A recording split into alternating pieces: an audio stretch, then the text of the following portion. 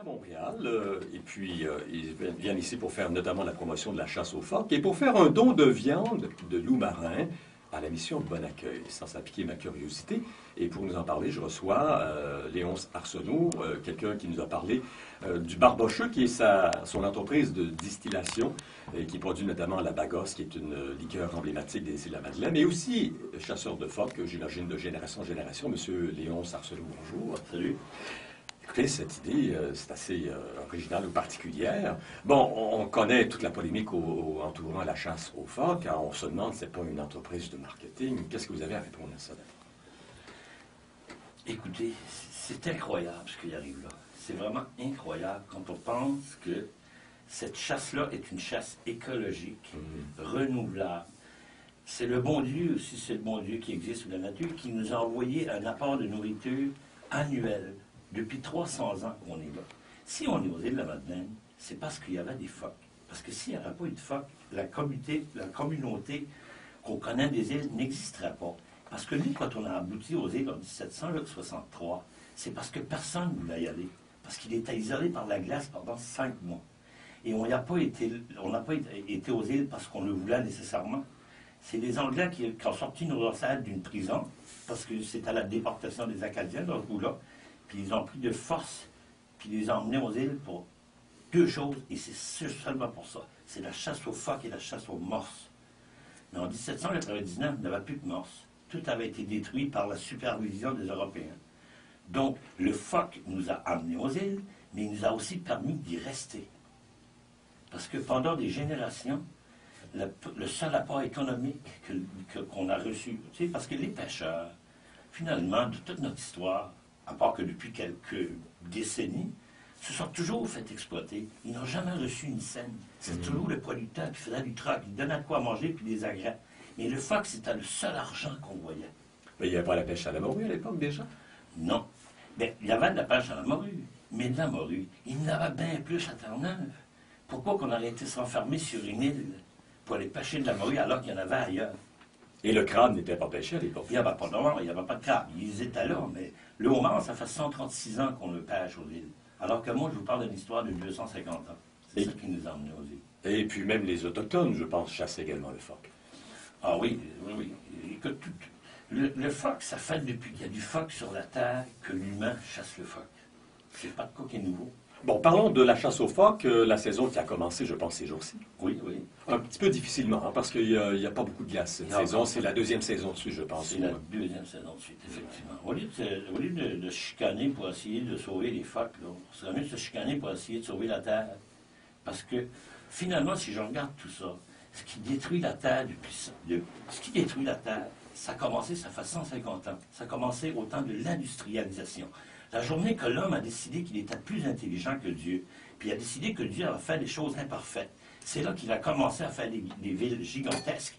Il a installé des gens là qui sont déconnectés de la nature, et pour nourrir tout ce monde-là, qu'est-ce qu'ils ont fait? Ils ont inventé l'agriculture chimique, l'élevage industriel boosté aux hormones, puis ils ont décidé que Dieu, la fourrure naturelle, c'était pas assez parfait. On ne fait pas de meilleur, on fait du vêtement en pétrochimie.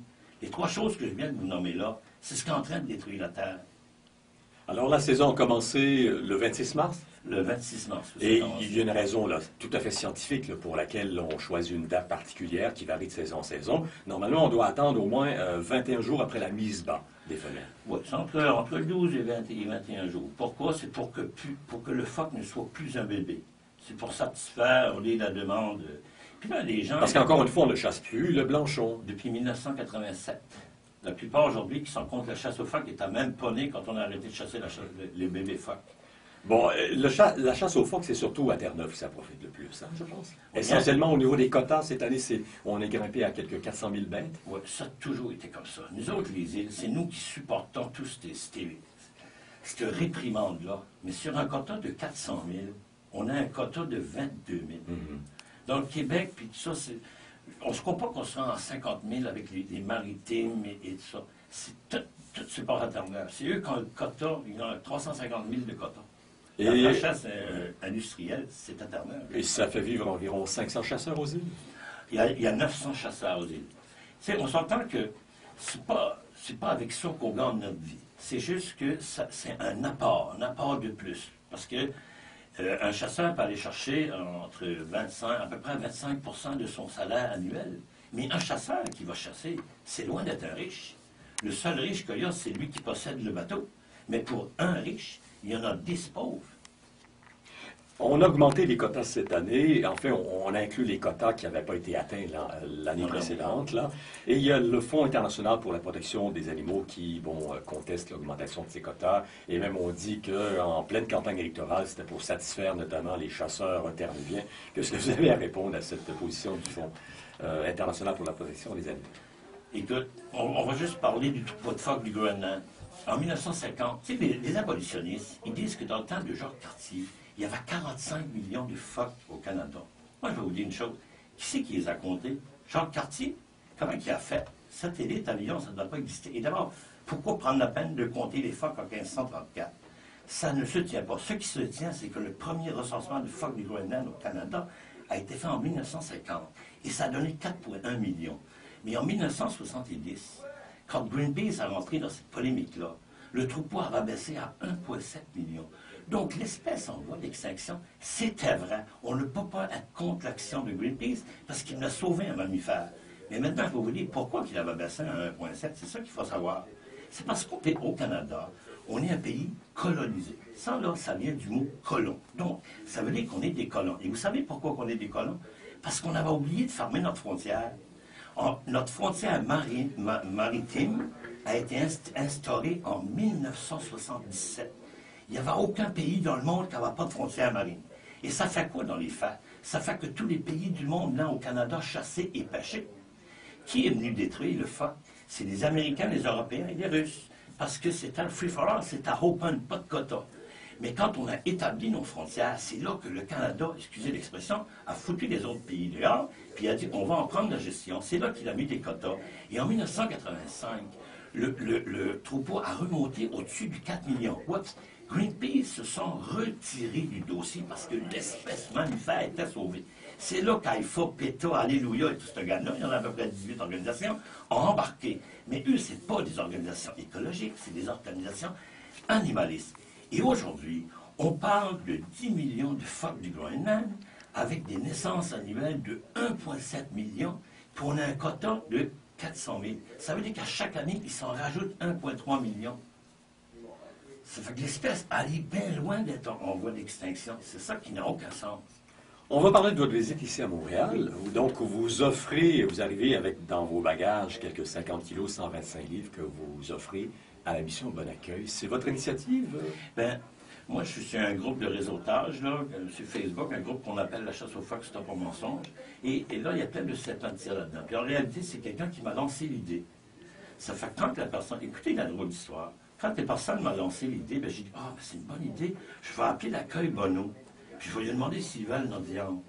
Fait que 3 jours plus tard, je prends le téléphone et je parle au directeur de l'accueil Bonneau qui vient du Havre-Saint-Pierre. Je dis, pas de problème, mais c'est quoi la chasse-pierre-pêche? Oui, c'est la base Côte-Nord, ça, du Québec. Écoutez-moi bien. Croyez-moi pas. Il a refusé notre viande. Parce qu'il avait reçu des espèces de lettres de réprimande des animalistes qui disaient, prenez pas cette viande-là parce qu'on vous donnait de la misère. J'ai appelé la mission Brewery. Old Brewery, c'est ça. Il a refusé aussi. Fait que là, je me tournais voir, puis là, bon, je ne connaissais pas les organisations. Là, j'ai su qu'il y a une place qui s'appelle Mission Bon Accueil. Mais eux, la Mission Bon Accueil, ce qu'ils ont de spécial, c'est qu'il a un sous-centre, une sous-maison. Et ça, c'est spécialement pour les Indiens puis les Inuits qui sont dans la rue à Montréal. Ben, j'ai dit, je viens de trouver ce qu'on va aller de donner. Si les riches, ils ne veulent pas notre viande, le Louvain, je vous garantis que les pauvres, ils vont la prendre. Puis, de cette façon-là, on a pu faire un premier contact. Puis eux, ils n'ont pas eu peur de la polémique. Ils ont dit, tu veux me donner de la viande? On va les prendre. On va permettre aux gens de la rue de goûter une viande biologique et saine. Cette viande-là, elle est incroyable. Je vais vous dire pourquoi elle est incroyable. Ça ne prend pas des études scientifiques. Les Inuits, qu'est-ce qu'ils ont mangé pendant des milliers d'années? Ils ont mangé un petit peu de baleine, un petit peu de caribou et du phoque. Aucun fruit, aucun légume. Et pourtant, ils ont survécu. Il faut que cette viande-là soit vraiment spéciale. Ça fait que nous, ça nous fait un énorme plaisir d'offrir cette viande-là et on veut répéter le geste à chaque année. Bon, on peut mentionner qu'entre autres choses, il n'y a pas que la viande. Vous récupérez les veines du cœur des phoques et qui sont utilisées à des fins médicales. Oui. Ça, c'est des études qui sont en train de se faire avec un médecin qui vient de la Grèce. C'est parce qu'aujourd'hui, quand on parle des valves du cœur, pour remplacer la valve du cœur des humains, ce qui est utilisé, c'est des valves de bovins et des valves de bovins, des porcs et des vaches. Des vaches.